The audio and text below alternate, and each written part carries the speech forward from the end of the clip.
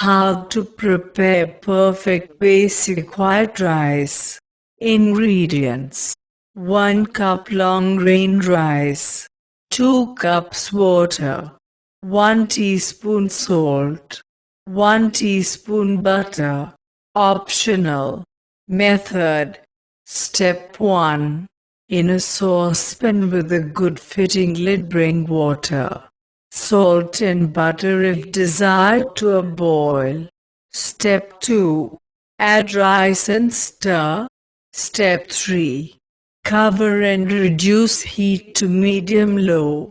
You will know that your temperature is correct if a little steam is visible leaking from the lid.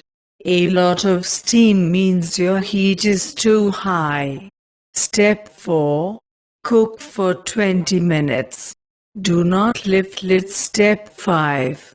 The steam that is trapped inside the pan is what allows the rice to cook properly. Step 6.